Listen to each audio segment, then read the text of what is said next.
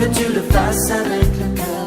Si tu veux le louer, lâche les pensées qui t'attachent et te font peur. Si tu veux le louer, aime l'âme et celle aussi de ton voisin. Si tu veux le louer, sème le vent que tu récolteras demain. Pas besoin de diplôme, pas besoin de latin, juste aimer son nom et son Esprit Saint.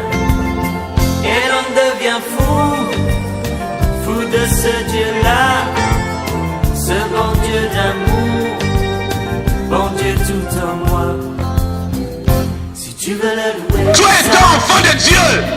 Comment le malin pourra te déshabiller? Si tu veux le louer, lâche les pensées qui t'attachent et te font peur. Si tu veux le louer, aime l'âme et celle aussi. Qu'est-ce qui t'empêche que ce feu-là s'allume en toi? Le vent que tu récolteras demain. Pas besoin fausser, froncer les sourcils. Pas besoin crisper. Notre Dieu est Dieu. Merci Seigneur. Mes bien-aimés, j'ai intitulé le message d'aujourd'hui l'incrédulité. Dieu ne veut pas que son peuple soit incrédule.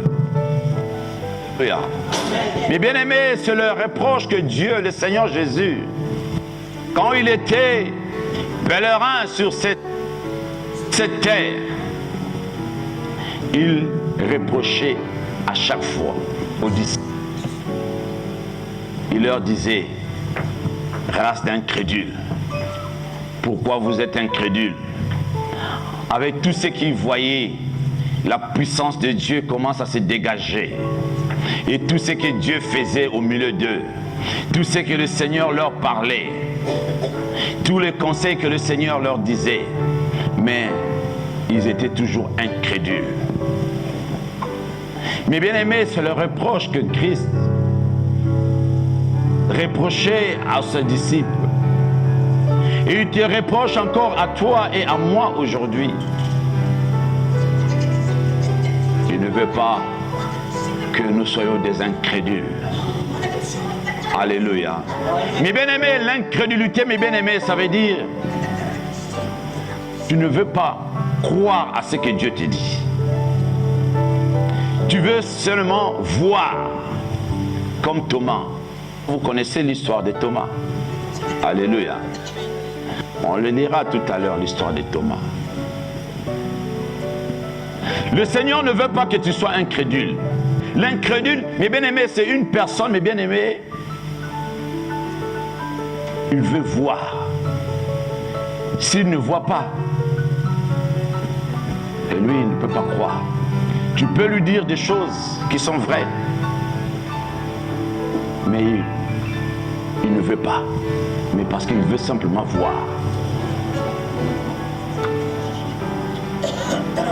Il ne croit pas à ce que Dieu lui dit. Il dit que Dieu l'a abandonné. Il dit que Dieu n'existe pas. Oh mes bien-aimés, crois que Dieu n'existe pas. Bien-aimé, tu es dans l'erreur. La parole de Dieu me dit, même les démons, ils savent que Dieu existe.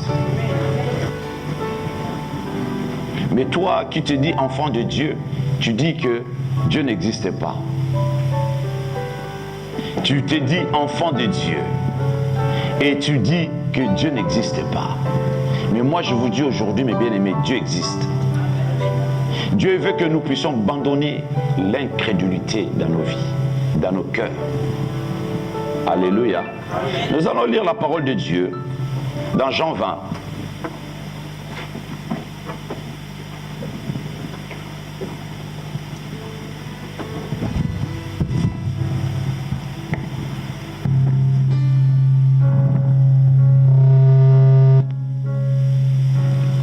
On prend la parole de Dieu dans Jean 20, de 24 à 29.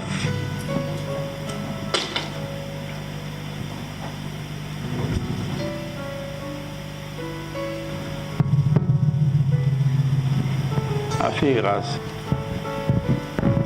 Levons-nous pour honorer la parole de Dieu. Mes bien-aimés, lorsque l'incrédulité prend place dans ta vie, mes bien-aimés, sache-le que le Dieu de ces siècles. Je lis au nom du Seigneur Jésus-Christ. Alléluia. Thomas, appelé Didyme, l'un des 12, n'était pas avec eux. Lorsque Jésus vint, les autres disciples lui dirent: donc nous avons vu le Seigneur.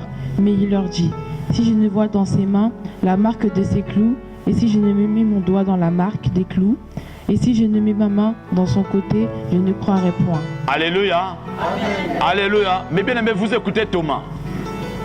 Il était disciple de Jésus. Jésus les enseignait. Ils ont reçu des enseignements. Jésus-Christ leur disait: il faut que je m'en aille, je reviendrai vous récupérer. Je suis vivant, je vous emmènerai. Là où je suis, je veux que vous soyez. Je ressusciterai au 3e jour. Jésus leur enseignait. Thomas, ce jour-là, Jésus est ressuscité. On vient de dire: Jésus est vivant. Lui, il a dit: non, non, non, non, non, non. Il faut que je voie. Alléluia. Saint Thomas. Saint Thomas a dit: il faut que je voie. Moi, je vais voir. Et je vais mettre mon doigt là où, parce que je l'ai vu mourir, on a percé son côte. Je vais mettre mon doigt. Mais ne savez pas que le Seigneur, qui est l'omniscient, l'omniprésent, l'omnipotent, il était là. Alléluia. Il était là, mes bien-aimés.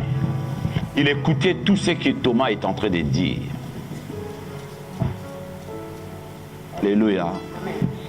Mes bien-aimés, l'incrédulité, mes bien-aimés, était entrée dans la vie de Thomas. L'incrédulité, mes bien-aimés, était dans la vie de Judas.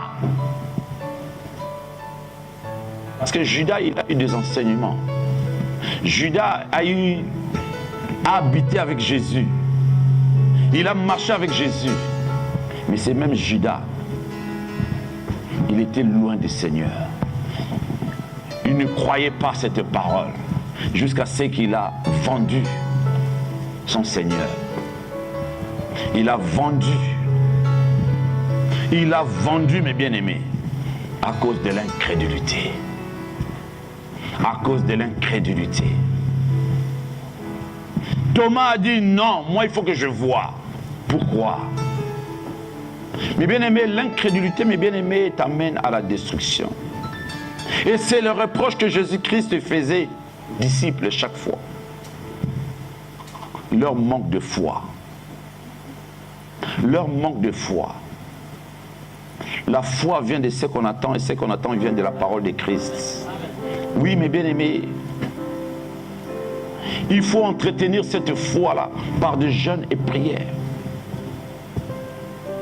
Pour que l'incrédulité, mes bien-aimés, ne vienne pas prendre de place dans ta vie. Pour que l'incrédulité ne vienne pas te détruire, mes bien-aimés. Pour que l'incrédulité ne vienne pas t'éloigner de Dieu, de la parole de Dieu. Tu dois s'attacher à la parole de Dieu et à ce Dieu-là lui-même qui est la parole. Tu dois faire confiance à notre Seigneur, mes bien-aimés. Alléluia. Alléluia. Amen. Alléluia. Amen. Mes bien-aimés, quand l'incrédulité vient, il vient voiler. Il vient te voiler. Tu ne vois plus rien. Mes bien-aimés, quand tu es voilé, tu ne vois plus rien. Tu ne vois plus ce que Dieu est en train de faire même dans ta vie, même autour de toi, même dans ta maison, même dans ta vie. Tu ne vois plus. Parce qu'il veut, le malin est tellement rusé, il veut t'éloigner. Pour que tu ne puisses pas bénéficier de ce que Dieu est en train de faire dans ta vie. Alléluia. Continue, ma fille, grâce.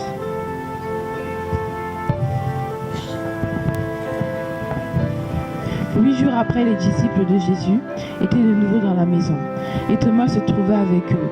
Jésus vint les portes étant fermées, se présenta au milieu d'eux et dit « La paix soit avec vous ». Puis il dit à Thomas « Avance ici ton doigt et regarde mes mains.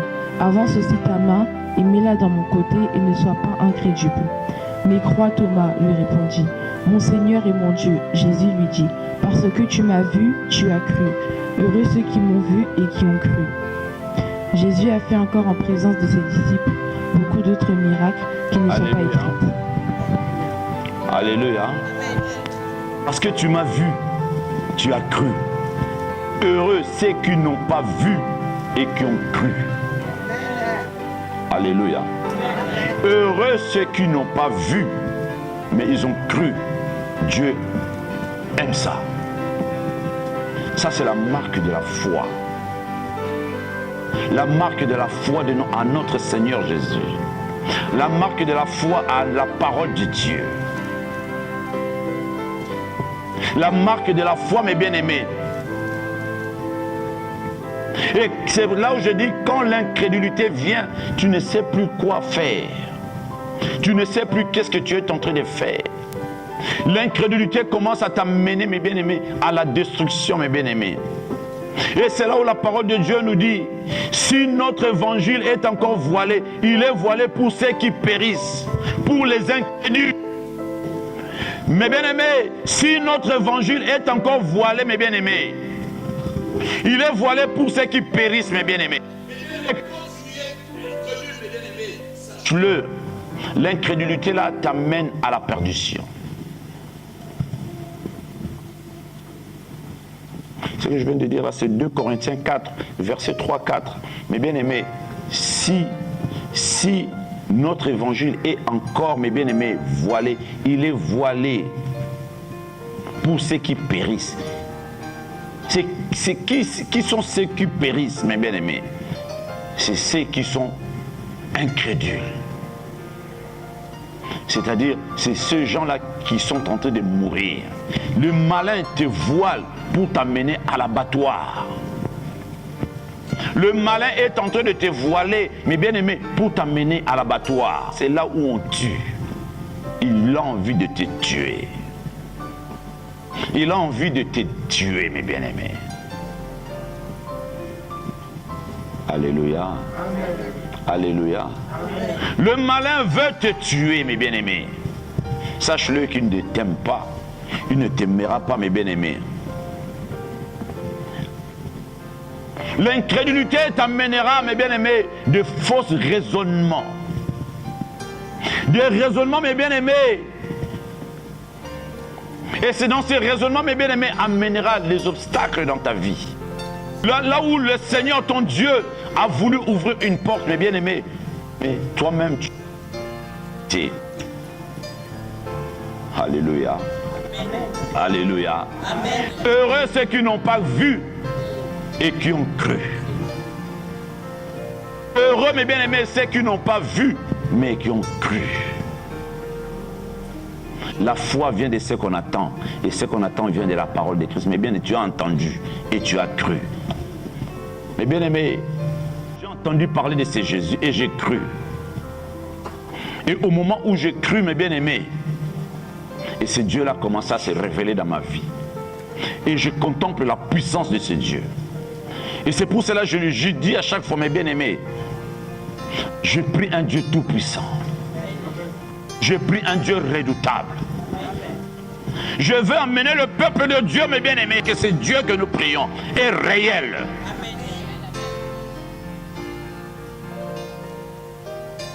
Des fausses raisonnements. Ces choses-là, des fausses raisonnements. Crois simplement à la parole. Crois à ce que tu médites comme parole de Dieu. Crois à ce que tu attends comme parole de Dieu. Mettez-le en pratique, mes bien-aimés. Mes bien-aimés, les fausses raisonnements viennent souvent quand nous ne mettons pas la parole de Dieu en pratique.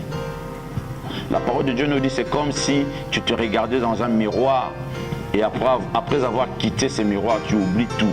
Mais non, mes bien-aimés, si tu mets en pratique la parole de Dieu, et tu verras la puissance et la main de Dieu. Et c'est là où tu comprendras que Dieu existe. Et à ce moment-là, mes bien-aimés, tu commenceras à dire, oui, je bannis l'incrédulité dans ma vie. et que ce Dieu que je prie est réel. Alléluia. Alléluia. Mes bien-aimés, le Dieu que nous prions, mes bien-aimés, il est réel. Jésus-Christ de Nazareth, mes bien-aimés, il est réel. Et c'est le reproche, mes bien-aimés, que le Seigneur, il faisait à chaque fois aux disciples. Il leur disait, bannissez l'incrédulité. Un jour, les disciples sont allés faire la conspirer. Alléluia. Ils ont prié pour une personne, mes bien-aimés, mais ils arrivent à cet esprit. Et ils sont revenus. Mais Seigneur, nous on a fait tout. On a tout fait. Mais on n'arrivait pas à chasser cet esprit. Ils ont commencé à interroger Jésus la cause de leur échec, mes bien-aimés. Au sujet de leur échec, mes bien-aimés. Mais Seigneur, on a prié, on a voulu chasser cet esprit. Mais Seigneur, mais pourquoi on a subi cet échec? Pourquoi on a subi cette humiliation? Et le Seigneur leur disant, c'est à cause de votre incrédulité. Alléluia. Amen. Vous pouvez imaginer, mes bien-aimés, Jésus leur enseignait, ils étaient tout le temps avec eux, mais ils étaient tout le temps incrédules. Ils prenaient tout ce qu'il leur disait comme une histoire et que ce sont des choses qu'ils nous racontent après, c'est fini, c'est fini. Mais bien aimé, non. Le Dieu que nous prions, il est dans sa parole. Il est lui-même la parole. Au commencement était la parole. Et cette parole-là continue à vivre aujourd'hui. Cette parole-là, mes bien-aimés, oui. Cette parole-là, mes bien-aimés, règne auprès de nous aujourd'hui. Si nous mettons cette parole en pratique et que nous croyons à la parole de Dieu, et nous verrons la puissance de Dieu. Et cette incrédulité-là, mes bien-aimés, commencera à partir. C'est Jésus leur a dit, il y a de tels esprits qui parlent que par des jeûnes et prières. Mes bien-aimés, tu veux bannir l'incrédulité, mes bien-aimés, commence à prier. Commence à jeûner, commence à dormir par terre. Et c'est là, tu verras la main et la puissance de Dieu. Et c'est là, le signe que une personne qui n'est pas incrédule, parce que tu crois, alléluia, parce que tu crois, prenons la parole de Dieu, dans Matthieu 17.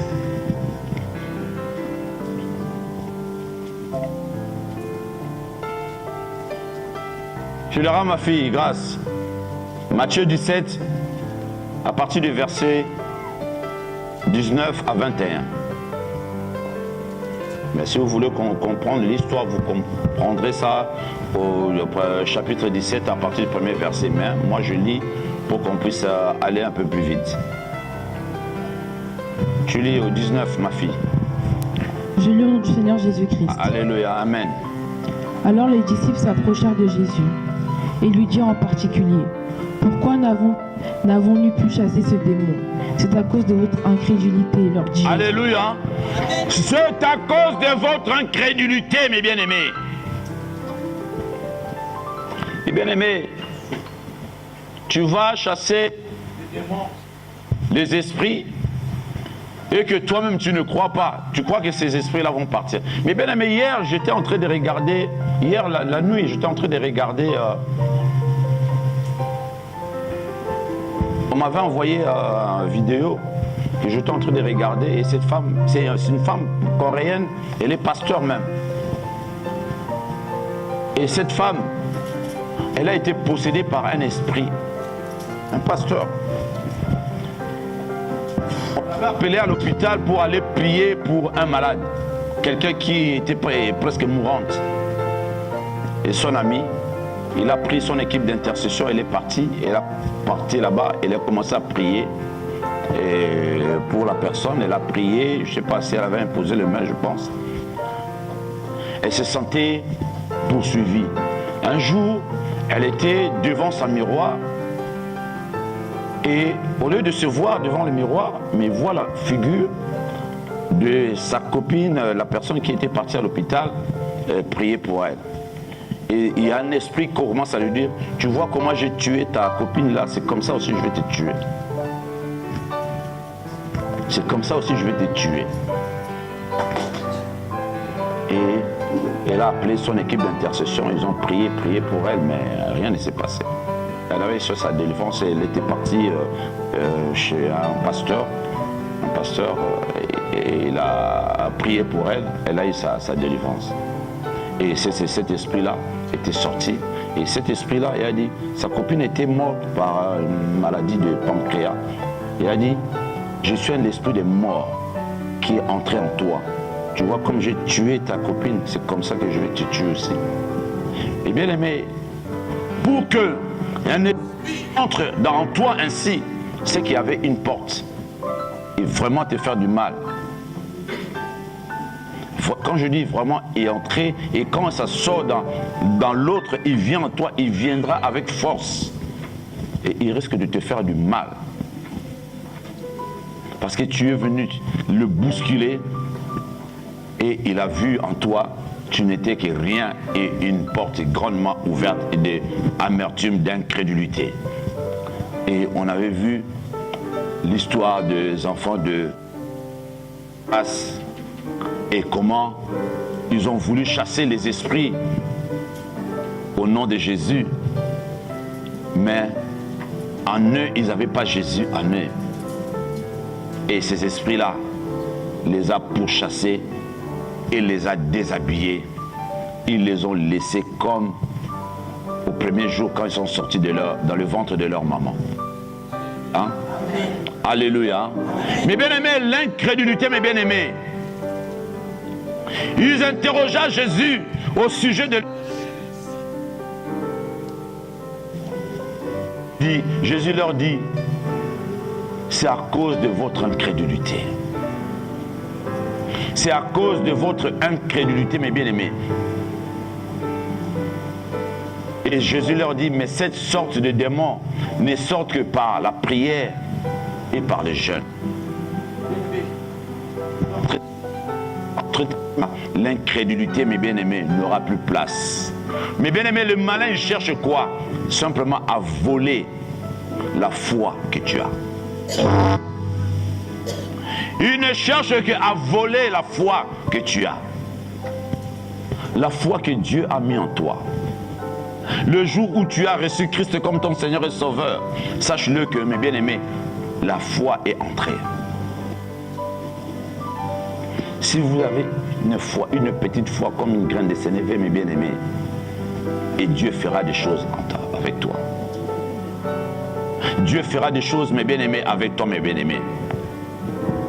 Et c'est là que Christ reprochait, mes bien-aimés, à l'Église. Christ reproche à l'Église jusqu'à ce jour. Christ te reproche à toi et à moi aujourd'hui. Mes bien-aimés, l'incrédulité. Mes bien-aimés, si nous lisons la parole de Dieu, tu verras que Jésus reprochait à ses disciples toujours l'incrédulité. L'incrédulité. L'incrédulité. L'incrédulité. Alléluia. Mais bien aimé, il y a plusieurs versets que la parole de Dieu nous parle de l'incrédulité. Alléluia. Alléluia. Mais bien aimé, seule la foi en Jésus-Christ et à la parole de Dieu peut vaincre l'incrédulité qui sévit dans ta vie, qui cherche à détruire et à voler la vie que Christ t'a donnée. Seule la foi. La foi vient de ce qu'on attend. La foi a besoin d'une vie de prière, mes bien-aimés.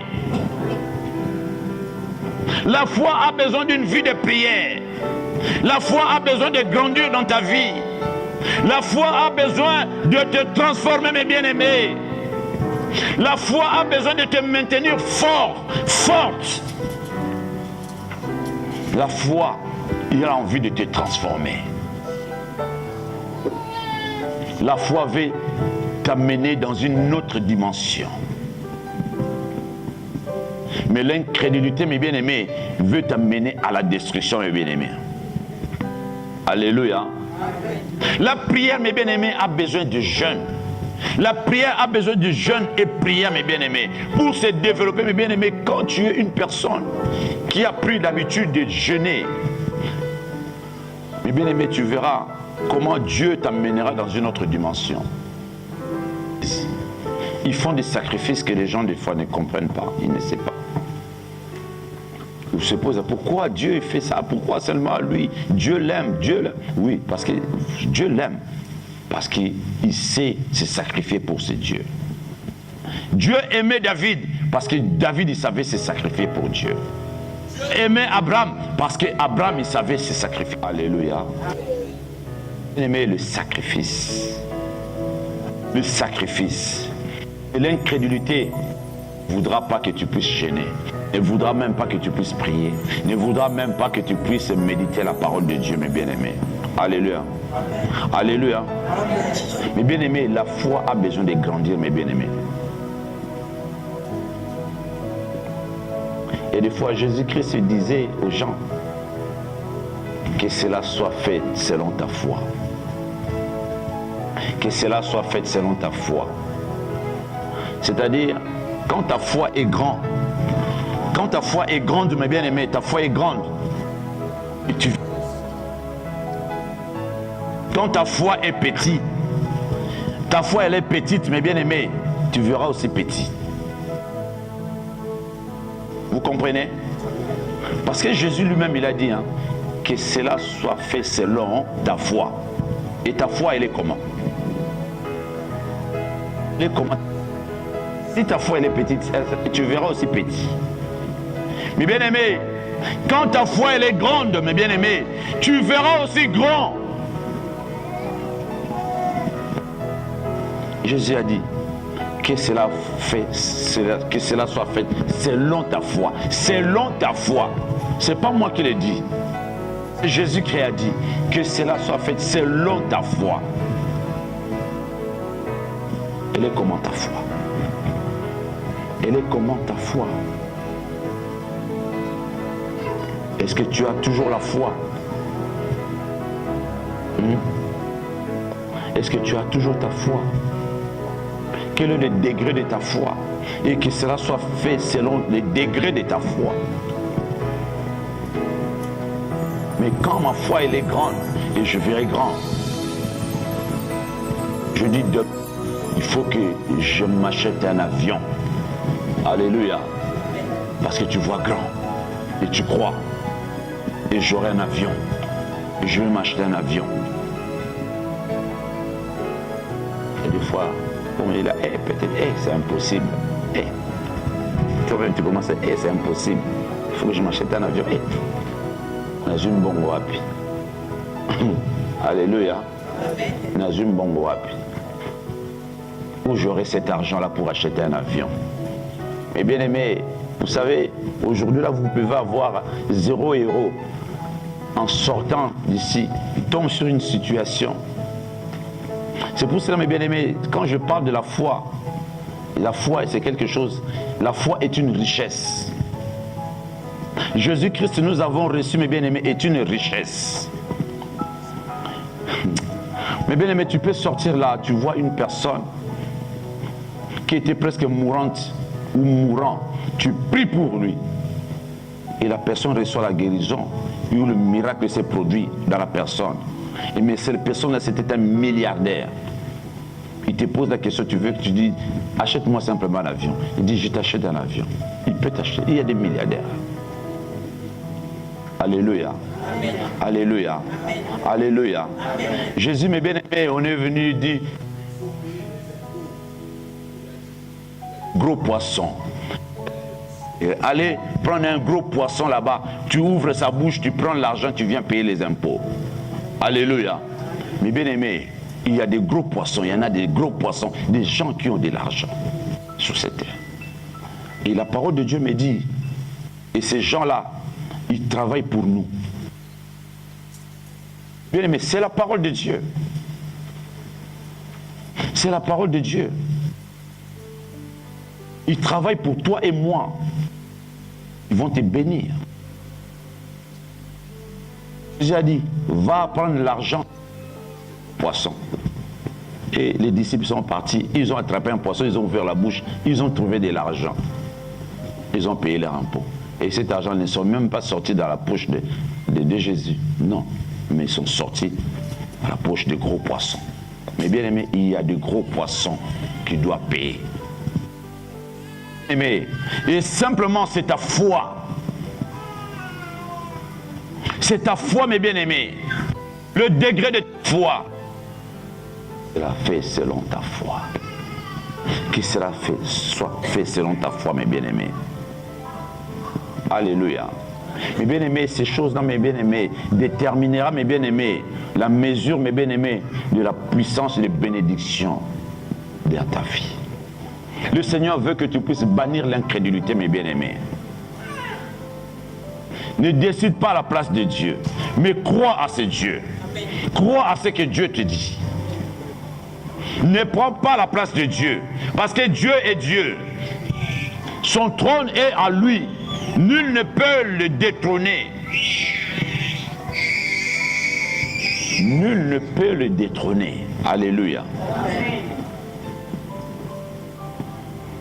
Demande la méthode de Dieu, Seigneur.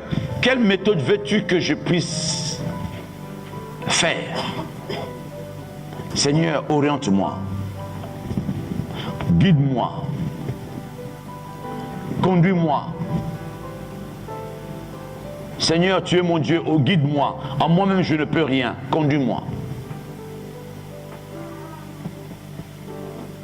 Attache-toi à ces dieux et bannis l'incrédulité. Alléluia. Hébreux 11, verset 6. Or, sans la foi, il est impossible de lui être agréable. Car il faut que celui qui s'approche de Dieu, croire que Dieu existe et qu'il est le rémunérateur de ceux qui le cherchent. Amen. Amen.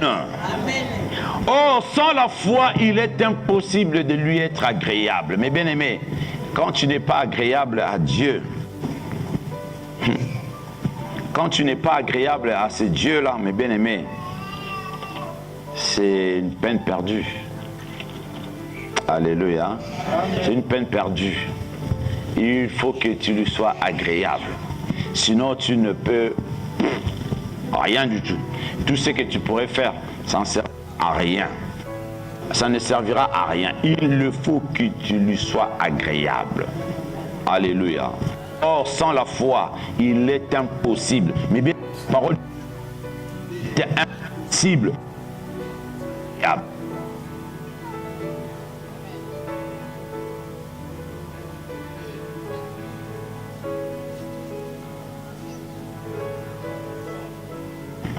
Des gens que tu as grandi avec, et il avait la parole de Dieu. Et que leur incrédulité, mes bien-aimés, au lieu de croire à la parole, ils commençaient à regarder la personne. Et leur incrédulité, mes bien-aimés, s'ils avaient persévéré avec l'incrédulité, la parole de Dieu nous dit, est impossible. Il te sera impossible d'être agréable à Dieu. Car c'est lui, notre Seigneur, qui est le rémunérateur de toutes choses. Mes bien-aimés, ces jours-là, Jésus avait simplement pour les enfants. La parole de Dieu me dit, il a imposé simplement la main sur quelques petits enfants. Alléluia. La parole de Dieu me dit, mes bien-aimés, il était pour eux une occasion de chute. C'était pour eux une occasion de chute. Ils connaissaient. Mais bien aimé, je vais lire la parole de Dieu. Dans Matthieu, chapitre 13, à partir du verset 55 à 58. Tu lis, ma fille Grâce. N'est-ce pas le fils du charpentier? N'est-ce pas Marie qui est sa mère? Jacques. Eh bien, écoute la parole de Dieu. L'incrédulité, mes bien-aimés. N'est-ce pas le fils du charpentier? Alléluia. N'est pas le fils du charpentier. Le charpentier qui fabrique des chaises là-bas. Le charpentier est là, qui fabrique les lits là-bas. C'est pas son fils. Alléluia. N'est-ce pas Marie qui est sa mère? Jacques, Joseph, Simon et Jude. Ne sont-ils pas ses frères? Et ses sœurs ne sont-elles pas toutes parmi nous? D'où lui vient donc toutes ces choses? Et il était pour eux une occasion de chute. Mais Jésus leur dit, un prophète n'est maîtrisé que dans sa patrie et dans sa maison. Alléluia. Et il ne fit pas beaucoup de miracles dans ce lieu à cause de leur incrédulité. Alléluia. À cause de leur incrédulité.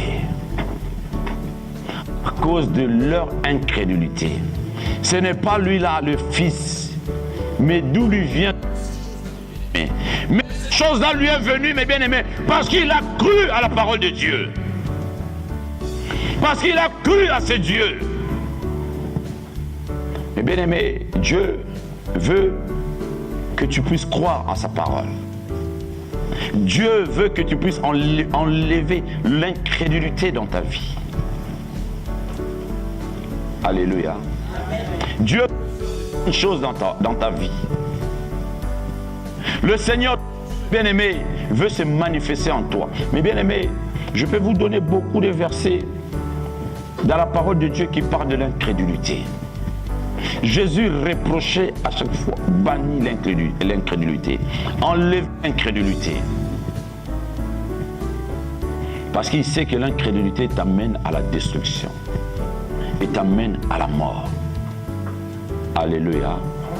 Le Seigneur ne veut pas que tu sois incrédule. Que le Seigneur vous bénisse.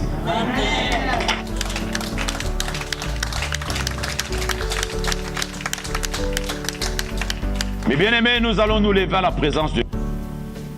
Là où toi-même tu sais, là où il y a l'incrédulité, là où tu étais incrédule, là où l'incrédule continue à sévir dans ta vie, tu vas dire, Seigneur, pardonne-moi. Et je veux remplacer cette incrédulité-là par la foi. Je veux une transformation dans ma vie. Et que tu puisses te manifester en moi, Seigneur. Parle à ton Dieu ainsi, mes bien-aimés. Là où tu es là. Au nom de Jésus.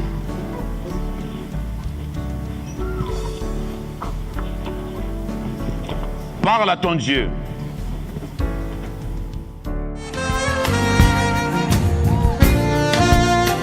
Si tu veux le louer, sache qu'il faut que tu le fasses avec le cœur. Si tu veux le louer, lâche les pensées qui t'attachent et te font peur. Si tu veux le louer, aime l'âme et celle aussi de ton voisin. Si tu veux le louer, sème le vent que tu récolteras demain.